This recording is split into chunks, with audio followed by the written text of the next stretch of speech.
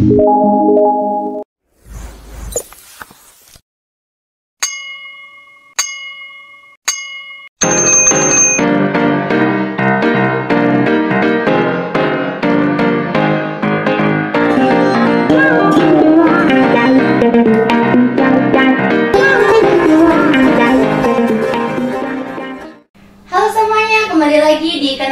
Podcast bersama saya Dia.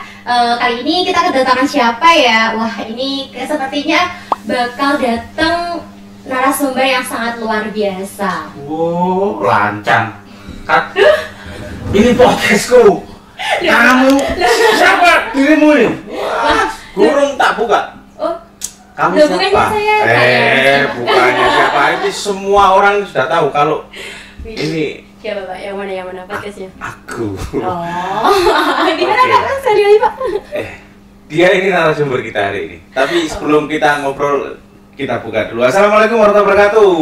Assalamualaikum warahmatullahi. Sebenarnya sudah cukup kamu buka tadi. Nggak perlu dibuka lagi. Hanya perlu ditegaskan. Gimana Pak? Kenas itu podcastnya kita yang ini bikin voice. Jadi kalau ada pertanyaan bikin voice gak sih? Jawabannya pasti voice. Oke. Makanya kita harus mengundang teman-teman, orang-orang, tamu, siapapun yang jadi narasumber di sini itu kriterianya harus voice. Oh, gitu. Kamu merasa voice gak? Harus dong Pak. Ya, anak muda sekarang tuh harus voice. Bagus. Makanya dia kita undang di sini. Oke, sebelum dia bicara banyak, saya ngerpek dulu. Ini dia dengan nama lengkap. Dia Ayu Mileniasari. Benar? Salah Pak. Ini aja Mileniasari. Ya ampun. Mileniasari. Dia Ayu Mileniasari. Udah Pak, dia Ayu coba. Dia aja dia. Dia Ayu M. Iya, betul. M? Males banget boys Pak. Dia Ayu M, dia Ayu boys. Dia Ayu M, angkatan 2018 masuk kampus UM dengan jurusan prodi pendidikan, ilmu perpustakaan. Betul? Betul, 100%. Aslinya mana sih dia? Asli apa ini Pak? Asli lahir. Dari dimana? Ibu saya Pak. Iya. Ibu di mana? Ibu saya. Wanti bobot ibu. Ini podcast penuh emosi dia Pak ya. Saya aslinya Nganjuk Pak. Oh, apakah Bapak tahu Nganjuk? Anjuk Ladang. Tahu Anjuk Ladang. Alhamdulillah masih ada yang tahu Nganjuk. Tahu. Mana? Nganjuknya mana? Nganjuknya kalau domisilinya di Tanjung Anom, Kampung Baru. Kecamatan? Tanjung Anom. Oh, Tanjung Anom. Tanjung Anom. Ya udah, nggak tahu terus pertanyaannya. Ganti Pak. Sudah nggak tahu maksudnya. Sudah bingung mau tanya apa. Saya tuh tahu yang mana? Kewedenan apa itu? Kawedanan. Terus apa ya? Ada kecamatan atau desa-desa yang lucu dulu di sana itu. Banyak Pak. Iya, namanya. Apa ya Pak ya? Ada nama desa. Ya itu tadi kayak Keweden. Terus itu desa teman saya yang dia juga kuliah di UM. Terus apa lagi ya? Pokoknya ada yang istilahnya itu ada yang ketakutan, ada yang lucu, ada yang Iya, banyak sih Pak. Iya, namanya nggak usah dibahas lah. Iya. Bahas kamu aja. Iya, boleh. Oke, profilmu itu kalau saya baca itu berhalaman-halaman. Enggak Pak, cuma Males, halaman. Makanya itu tak mau nampil nomor kita nggak usah bahas profil, langsung tampilkan di sini. Jelasnya. Hanya beberapa. Biar nanti bisa dibaca sendiri sama teman-teman pemirsa. Yang jelas dia ini punya prestasi yang luar biasa ya teman-teman. Jadi kalau kita baca diurut dari awal itu, saya baca satu dulu. Dia juga pernah meraih penghargaan sebagai mahasiswa Fakultas Sastra terbaik kedua ya. Tahun 2021 kemarin berarti. Iya betul. Ini event apa? Imapres apa? Mahasiswa berprestasi. Padahal Fakultas Sastra itu kan mahasiswanya ribuan. Enggak deh. Satu angkatan atau satu apa? Satu angkatan 1000. Enggak sih, Pak. Enggak, kalau sastra. UM 7.000-an, kalau sastra mungkin 1000-an mungkin, Pak. Kalau sastra satu angkatan itu 1.300 berapa? Oke, siap. Itu berarti bisa jadi segitu ya? Maksudnya Bisa jadi. kita dia itu bersaing sejumlah mahasiswa itu, katakanlah begitu ya. Iya, boleh. Akhirnya menjadi 2 terbaik itu kan nggak gampang. Itu ngapain coba? Ngapain kamu gitu-gituan? Buat apa? Iya, saya juga ini Pak. Ini podcast intimidatif. Ya? Ngapain? Ngapain ya? Iya. Ngapain ikut-ikut gitu? Gak Kamu budaya kan ya? disuruh kuliah. Oke, jadi apa ya? Mawapres menurut aku tuh menjadi seorang mahasiswa berprestasi itu bukan perihal branding, bukan perihal oh ini anak Mawapres nih gitu ya Pak ya. Kalau menurut saya tuh arti sebuah Mawapres tuh lebih dari itu. Apa Karena lebihnya? lebihnya ini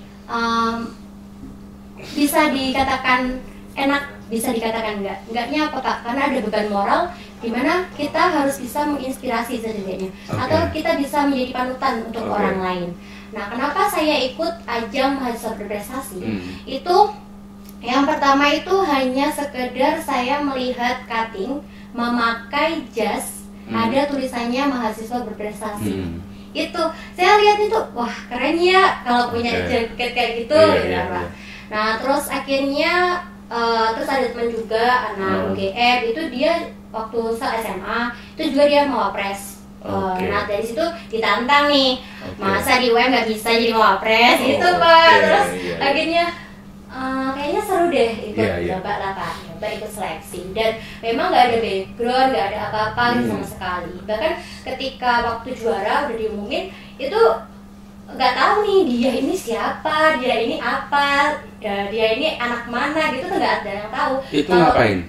Kalau seleksinya itu ada seleksi wawancara, ada seleksi berkas. Nah, memang pemilihan mahasiswa berprestasi itu bisa dikatakan kayak limited dalam artian orang-orang yang berani maju, berani untuk mendaftar itu adalah orang-orang yang terpilih ya, dengan background berani untuk nyoba gitu Pak. Percaya diri ya? Iya, percaya diri. Jadi percaya dirinya itu ada karena apa? Karena banyak juga mahasiswa-mahasiswa yang berprestasi nih, tapi dia nggak mau nyoba untuk mengikuti ajang itu. Iya, setuju saya. Betul kan Pak? Itu terbukti dari apa? Dari tahun ke tahun yang ikut di ajang Pilmapres FS khususnya itu ya sekitar 20 orang, 25 orang itu yang ikut seleksi. Padahal harusnya terbuka. Padahal kita tahu tadi kan mahasiswa ada 1000-an nih, kemana aja nih mahasiswa? Nah ini perlu untuk diapresiasi lagi, untuk istilahnya ayo kamu ditingkatkan kepedeannya gitu loh Pak. Banyak mahasiswa di desa itu prestasinya banyak. Ya mungkin itu salah satu jalan. Ya, jalan yang terbaik menuju Roma masing-masing punya ini. Cuman harusnya kalau secara skala persentase ya. Mungkin kalau 1.000 yang ikut bisa 100 itu. Iya, 1 banding 10 ya. Coba lah. Oke, kalau saya jadi dukun. Widih. Saya lihat kamu ini pasti sukses nanti ke depan. Amin pasti. Ya Allah, amin. Kalau lihat prestasi si dia Ayu Boys. Aku tetap memperjuangkan bisa menyebutkan nama. Milenia. Pakai I. Mei. Karena lahirnya bulan Mei. Oke, ono clue-ne ono. Mei terus Linia. Oh, Linia. Iya. Alinia. Iya, karena milenial. Tahun 2000 lahirnya. Gitu. Makanya Mei. Milenia.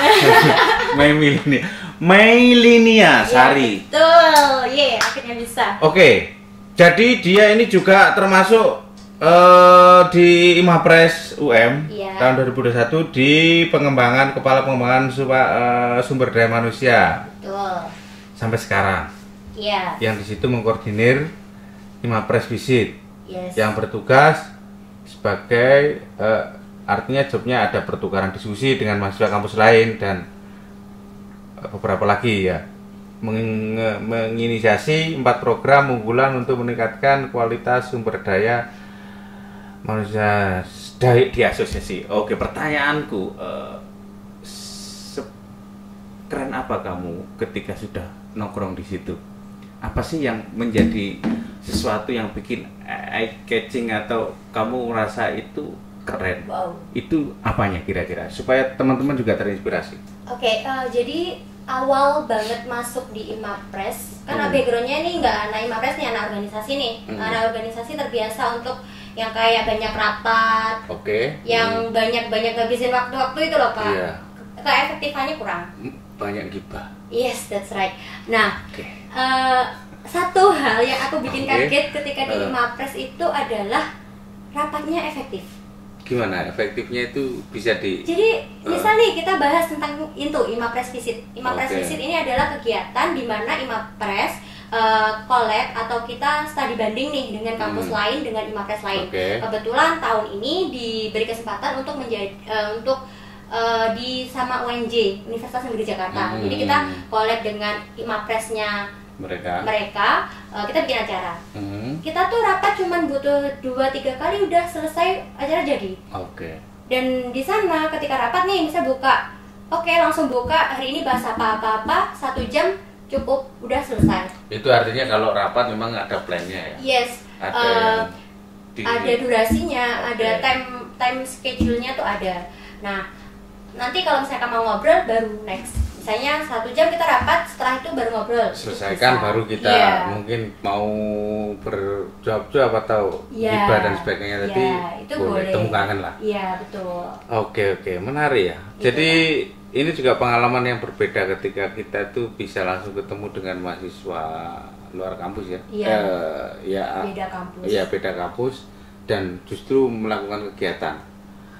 Dan itu tidak banyak ditemukan oleh mahasiswa lain di kampus ketika tidak mengikuti jalur itu, tidak menempuh ikut Imapres dan sebagainya itu. Dan Imapres ini kan Pak, jadi kita yang mawapres sastra, mawapres MIPA, semua fakultas itu kita jadi satu organisasi. Paguyuban, namanya Ikatan Mahasiswa Berprestasi. Mungkin karena backgroundnya juga beda, jadi mereka tuh jarang banget yang wasting time gitu.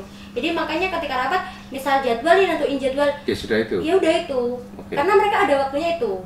Mungkin karena itu juga yang mempengaruhi kenapa keefektifannya tuh aku dapatkan dari situ. Cuman minusnya adalah keloyalitasannya. Jadi kalau di organisasi tuh, kalau bedanya dengan di himpunan mahasiswa jurusan misalnya, himpunan gitu ya, himpunan jurusan tuh mau nih suruh beli ini, aku aja galon. Ya harus kayak gitu loh Pak. Itu tuh mau ada loyalitasnya tuh di situ. Tapi kalau anak Imapres tuh kadang kan agak bodoh amat. Ngapain sih, nggak guna kayak gitu. Ngapain sih, aku kan nggak job di situ gitu. Nggak guna, beli galon. Aku kan nggak minum. Iya, ya kan nggak betul. Ya itu yang perbedaannya. Tapi ya namanya hidup kan nggak ada yang positif semulu gitu kan ya. Iya, jadi memang organisasi itu punya karakteristik. Karakteristik yang tidak bisa sama ratakan, atau memang kita ketika ikut organisasi A, mungkin peluangnya adalah kita akan belajar apa di situ, B apa dan sebagainya, dan itu menarik ketika kita sungguh-sungguh dan menyelami dengan baik. Saya tidak bertanya apa Pak, aku hanya menanyakan pengalamanmu di CV. Ini menarik dan harus disampaikan ke teman-teman. Ketua pelaksana apa itu Pak? Community Dedication, pengabdian masyarakat pada BNPB-UM. Research and Decision. Lebih dari 150 mahasiswa berprestasi di program ini. Ngapain dia? Diceritakan. Sebelumnya aku mau cerita tentang PNBP dulu. Jadi PNBP itu salah satu skema pengabdian penelitian yang diadakan oleh UM untuk mewujudkan tridharma perguruan tinggi. Nah, PNBP ini jarang diketahui oleh mahasiswa-mahasiswa Pak. Saya baru tahu mahasiswa nggak mau cari tahu. Itu agak sedikit tipis-tipis gitu kan. Nah, kalau saya tuh tahunya di semester 6. Tahun kemarin ya 2021 berarti semester 6. Nah, itu tuh dibilangin, ayo kamu mau ikut gak ini penelitian kok ibas skripsi sih, penelitian pengabdian gitu kan Pak, pengabdian masyarakat gitu. Itu apa Pak? Ketuanya mahasiswa Pak, saya ngiranya tuh kita ikut dosen. Nah, iya. Ternyata ada skema pengabdian mahasiswa. Nah ini tuh yang ikut itu ya sekitar 150-an itu, nanti seleksi 3:1, jadi 3 proposal dibuang, 1 diterima. Berarti yang diterima itu berapa? Yang diterima sekitar 50 nggak ada, 50 nggak ada kayaknya. Yang seangkatan sama saya itu nggak ada. Kurang lebih 50? Yes. Nah, terus itu bikin apa gitu Pak ya? Jadi kita cuma bikin proposal, kita cari tempat, kita pengabdian di sana, pendanaannya bisa sampai 10 juta. Dan itu jarang diketahui. Nah, saya itu berpikir ketika saya tahu ini, jadi ini untuk pemirsa ya, teman-teman podcast Kenas-Kenas itu juga informasi yang penting. Coba kalian cari. Kalau sekarang tuh namanya internal UM, pendanaan internal UM, dan kalian bisa akses tuh di website UM. Jadi kita tuh jangan males buat buka website UM karena di situ banyak banget informasi, baik exchange, terus kayak pengabdian penelitian, dan itu didanai. Jadi misalnya kalian tuh ngadain proker HMJ, tapi itu kalian klaim juga sebagai pengabdian mahasiswa, itu bisa. Dan itu dengan sangat ini ya, sangat peluang itu sangat terbuka gitu Pak. Jadi kalian misalnya di HMJ dapat dananya cuma 1 juta 2 juta, sedangkan kalau kalian pengabdian bisa dapat 10 juta sampai gitulah. Nah itu bisa, tapi juga harus ada konsekuensinya. Kita kan ya nggak boleh dong kita tiba-tiba nerima tapi nggak ada konsekuensinya gitu kan. Nah itu ada luarannya. Jadi saya tuh pengabdian di Kampung Budaya Palawija, mengangkat tema tentang ini pendampingan dan pelatihan koleksi budaya di sana. Kan anak impus nih, jadi kita melakukan preservasi, kita gimana caranya buat ningkatin literasi masyarakat sana, gimana cara ningkatin anak-anak ini untuk melek terhadap budaya gitu-gitu Pak. Nah di situ nanti luarannya itu kita bikin artikel ilmiah. Itu satu. Itu kan gampang lah kalau mahasiswa. Ya kalau mahasiswa harusnya bisa. Sebenarnya nggak berat banget, cuma kalau luarannya buat pabrik itu ya luarannya tuh ya jurnal, terus kita publikasi di kayak media gitu, di koran, di Kompas atau di mana gitu. Terus ada HKI, bikin buku kayak gitu sebenarnya enggak yang tapi itu tadi menarik kalau mau di ini ya, sekali jalan sinergikan, dikolaborasikan, di dibersamai ya itu. Sehingga ketika mahasiswa itu ikut satu organisasi, mungkin kayak seperti tadi yang dicontohkan dia ini, misalnya teman-teman HMJ juga kan ada program pengabdian. Nah sekalian ketika biasanya kan memang teman-teman tuh kalau menjalankan program itu kan ya bingung pendanaan juga ya. Dan kadang bingung pendanaan, tapi yang dilakukan itu gitu-gitu aja dan nggak logis sebenarnya. Kalau danusan gitu kan Pak. Kalau mahasiswa caranya ya harus akademis, caranya ya harus linier. Kemana ya? Mungkin ini salah satu bentuk strategi yang cukup menarik untuk mengambil dana sekaligus kita melakukan pengabdian. Nah itu juga Pak yang sangat saya sayangkan. Saya tuh baru tahunya juga semester 6. Kalau saya tahu dari maba kan saya setiap ada organisasi ini saya ikutkan itu. Jadi biar kita dapat pendanaan, kitanya kerja enak, kitanya juga makan terjamin, terus nggak perlu danusan lagi. Karena banyak mahasiswa juga yang saya tanya tuh kenapa kamu gak ikut organisasi, karena dia nggak mau danusan. Itu kalau dari dilihat kan bener kan ya? Bener kan nggak? Tuh nggak bener gitu, karena kita nggak semua orang suka bisnis, nggak semua orang suka jualin sesuatu gitu loh, dan nggak mudah juga untuk menawarkan produk kita yang ada yang kita beli sendiri gitu.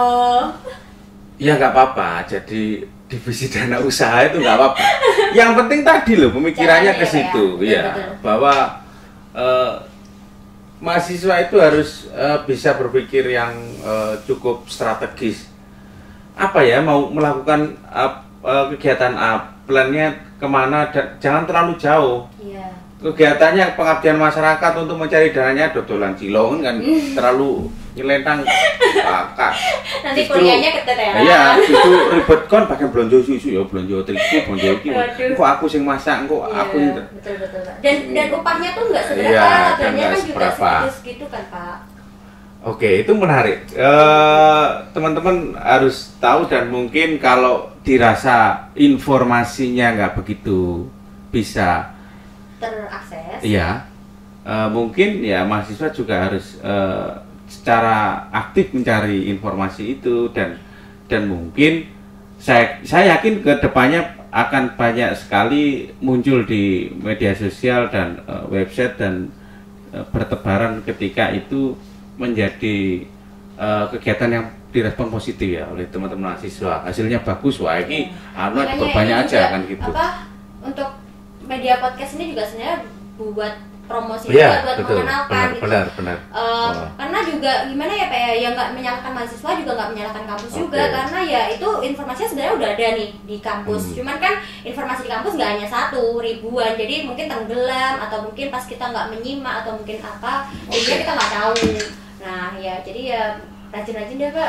Oke, Dia, ketika saya melihat CV-mu ini banyak sekali prestasi dan kejuaraan dan sebagainya yang kamu raih.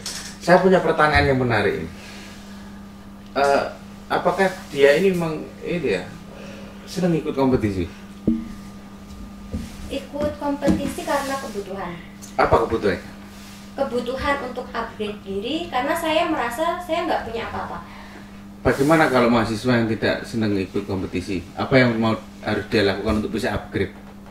Gini, langkah pertama kalau menurutku menyadari kekurangan itu penting. Okay. Jadi ketika kita punya kekurangan, kita jangan kabur, kita jangan kayak merasa, aduh aku nggak guna tuh, jangan. Aku terpuruk. Aduh aku ini nggak guna, kenapa aku harus hidup gitu kan Pak ya? Aku harus diplindes. Oke, terus? Jadi kalau langkah awalku, aku harus tahu apa kekuranganku. Masuk, oke. Ketika mengetahui kekurangan, akhirnya muncul effort, muncul usaha untuk ya apa biar kekuranganku ini setidaknya tertutupi sedikit-sedikit. Iya. Gitu. Terus dan juga ketika kita udah tahu kekurangan kita jangan malah down, tapi kita lihat juga kelebihan kita apa. Misal, oh aku suka jualan nih, berarti kamu passion di situ, kelebihan di situ. Terus ada lagi, gimana caranya cari passion itu yang biasanya jadi pertanyaan. Kalau aku sendiri dari pengalamanku itu Pak, dengan cara aku mencoba berbagai hal. Mungkin banyak banget ketika aku di CV itu juga menjelaskan aku kan ikut Kopma ya. Jadi di awal itu aku ikut koperasi mahasiswa yang itu sangat bertolak belakang dengan jurusanku. Aku di ilmu perpustakaan. Tapi prinsipku dulu itu gini, ketika aku udah di ilmu perpustakaan, aku akan belajar tentang artikel, aku baca literasi dan lain-lain seperti itu. Ini aku udah penat nih, seharian kuliah, berhari-hari dalam itu. Masa iya aku mau ikut kompetisi, ikut UKM yang selaras? Kalau teman-temanku banyak, mungkin dia memang fokusnya di situ. Kalau aku, prinsipku, ketika aku udah di sini, aku cari yang lain, beda.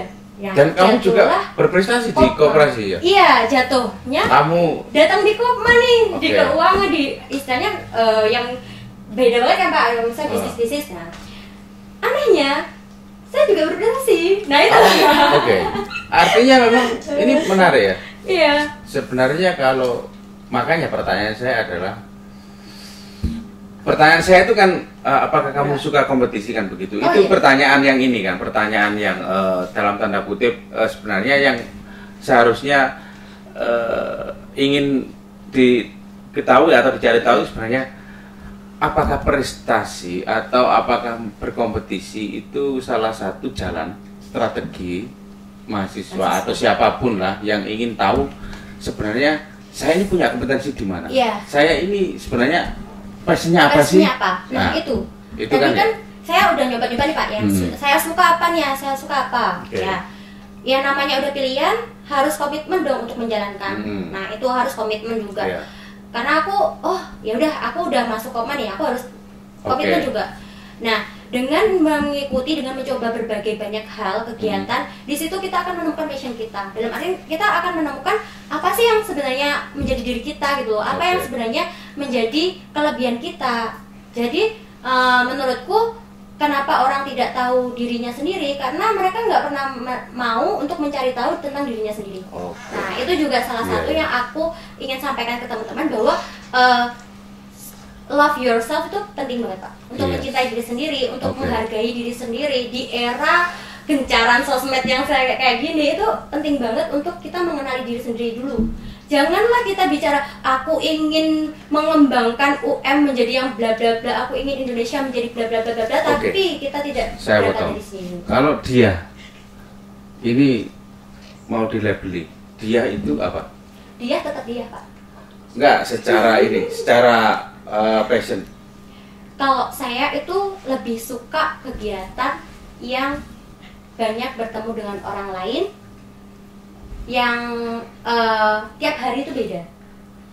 Leadership, Oke, leadership, terus. terus relationship, Oke. terus aku suka mendrakor, nonton Wah, drama iya. Korea, nonton K-pop. Titiknya banyak Pak. Merusak, Enggak Pak, loh kenapa harus para merusak Pak? lelaki yang tidak suka lihat perempuan lihat Ya, cowok kan ganteng. tiap orang beda-beda Pak. Kalau misalnya nih anime dilarang, mau nggak mau kan? Ya sama, kita juga nggak mau K-pop dilarang. Gak apa-apa, gitu. lihat drakor gak apa-apa. Ya, itu katakan dong. Tapi, anulah, di sampingmu ini orang-orang yang lebih manis Oh, daripada iya. yang ada di. Loh, tetap realistis Pak. Oke. Mereka tuh cuma buat haluan Siap, aja. siap. Oke, tadi pertanyaanku berarti Nah. dia itu ini public speaking, Oke. relationship, ke Arah sosial Pak. oke, Humaniora sosial. hubungan masyarakat Iya, itu ya. iya betul. Oke, Suka aja gitu Pak. Iya. Karena dari situ tuh kayak punya value diri. Misalnya nih di desa Pak, di desaku tuh untuk ngurus surat itu Oke. banyak jalan, Iya. banyak uang. Saya di rumah bantuin mereka buat daftarin, buat ini. Iya. Mereka merasa terbantu banget. Dan di Siap, situ siap. kayak ada, wah, aku bisa bermanfaat ya buat orang Oke. lain. Nah itu rasa senengnya, rasa bersyukurnya tuh another level lah. Iya, Nggak bisa bagus. digantikan. Meskipun aku nggak dapat uang, meskipun nggak itu yang dicari gitu Pak. cocok. Nanti pulang dia untuk ke lingkungan cocok jadi lurah cocok. Nanti Bisa aja. ya pasti wujudkan aja itu di depan mata. Yang jelas memang ini pilihan yang menarik ya, tidak semua orang bisa memilih itu karena konsekuensinya berhadapan dengan banyak orang. Iya. Dan menghadapi banyak orang itu justru butuh ini ya, pemahaman antar person itu harus cukup kita miliki ya, bagaimana Betul. bisa meng-hire atau mengondisikan orang Menyatu. iya dengan Orang banyak sekali keinginan tujuan, akhirnya kita bisa memegang dan mengendalikan. Itu keren, dan ini memang sudah muncul pada ini ya, banyak sekali prestasi dia ini pada pengalamannya luar biasa sekali sampai pada akhirnya aku mocok ngeluh sih aku ono Aduh. ono apa jenis duta koperasi barang iki. Iki tak hitung-hitung duit. Bayanganku duta koperasi ya anu. Ono duit 10.000 sing Aduh. butuh iki wong telu, iki Iya. kira-kira ya apa carane begini. Apa ya Pak, sebenarnya kalau misalnya label kayak misalkan aku jadi mahasiswa prestasi, aku jadi duta koperasi, itu bonus itu. Tapi itu penting, kamu jangan bilang bonus. Untuk meraih itu tidak semudah apa yang kamu bilang bonus itu. Iya, Kalau betul. tidak sengaja, tidak dikondisikan, Iya, betul. tidak disiapkan, tidak akan jadi yang Bonus itu namanya ya, Pak, ya. mahasiswa prestasi. Sudah, jangan merendah nanti Iya. Joni rusak. Ini Pak, kalau saya tuh nganggapnya miracle. Oke, boleh. Jadi karena Keajaiban tidak datang kalau tidak kita ada kerja keras.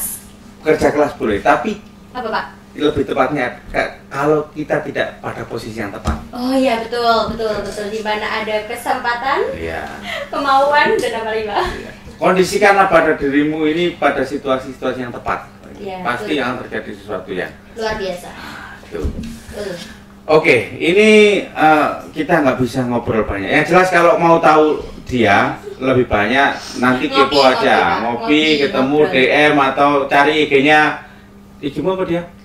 Demi Sari. @demiliniasari. Ya itulah. Nah, itu terus ini aku wis request nih kok. Karena memang profilnya dawa, tak ngomong nampil nang tengah-tengah. Di antara cerit ini. Dan coba coba. Dan pengalamannya cukup banyak sekali, bisa nanti ngobrol langsung janjian pengen belajar apa tentang apa. Iya. Kalau dihabiskan di sini cukup Pak. Gak masak Pak Dewi. Aku keburu buka. Selak goreng mendol. Aku jenenge. Keburu masak nih Pak. Masak jangan tepel bareng. Oke, saya punya pertanyaan segmen terakhir ini. Siap. Arah-arah gak jelas sih. Waduh ini sok bolak-balik. Oke, pertanyaan saya ini gini. UM, bangga dengan UM? Bangga. Kalau dibalik, kamu merasa nggak harus percaya diri jawabannya? Nggak boleh nggak percaya diri. Karena kamu sudah segini banyak pengalamannya, nggak mungkin lah kalau tidak percaya diri. UM sudah bangga dengan dia? Bangga Pak. Karena berprestasi. Oke. Karena menjadi mahasiswa yang baik. Iya. Keren. Pertanyaan apa? Yang perlu disampaikan ke teman-teman. Coba ketika kebanggaan dia terhadap UM itu jawabannya adalah bangga. Coba kalau diutarakan berapa ya? 1 kalimat, 2 kalimat, 3 paragraf, iya bacanya. Biar semua terinspirasi. Oke. Satu hal yang aku suka dari UM itu adalah dia menciptakan generasi pendidik yang luar biasa. Karena hanya di UM termasuk kampus dengan kategori pendidikan nomor 1 di Indonesia. Dan disinilah calon-calon penerus bangsa, calon-calon pendidik yang berhati mulia dilahirkan. Itulah bangganya saya dengan UM, dan nggak semua kampus bisa kayak gitu. Setuju. Setuju Pak. UM ini mencetak calon pendidik yang berhati mulia, yang santun. Betul. Oke. Kalau kebanggaan itu disampaikan 1 kalimat untuk jurusan Departemen Sastra Indonesia, 1 kalimat, gimana jadinya? Aduh, apa ya Pak? Jurusan Sastra Indonesia khususnya, ini adalah calon-calon penerus bangsa, calon-calon kader yang menjaga budaya Indonesia tetap eksis sampai kapanpun. Kamu bangga? Bangga Pak. Sebutkan kebanggaanmu. Sastra Indonesia, 1 kata? Excellent. Excellent. Excellent. 1 kata? Boys. 1 kata? Luar biasa. 1 kata? Terbaik. Oke. Terima kasih ya. Akhirnya selesai sudah perbincangan kita. Sebenarnya ini nggak cukup. Kalau mau nanti teman-teman tim kreatif itu ini menjadwalkan lagi, khusus dia dijadwalkan jadi capture 10. Waduh, ada jilid 1, 2, 3, episode 1, 2, 3 gitu ya Pak ya. Oke, yang jelas itu terima kasih sudah hadir di sini. Sama-sama, ini rumah Pak. kita bersama. Kita juga terima kasih udah diberi kesempatan, saya diberi kesempatan untuk bincang dengan teman-teman. Siap. Semoga dia bisa menginspirasi teman-teman yang ada di UM, di Sastra Indonesia. Siap. Dan kedepannya saya doakan sukses, Amin ya Allah. melejit, sukses sampai pada puncak karir yang diharapkan. Terima kasih, sampai jumpa episode selanjutnya. Saya akhiri, assalamualaikum warahmatullahi wabarakatuh. Waalaikumsalam warahmatullahi wabarakatuh.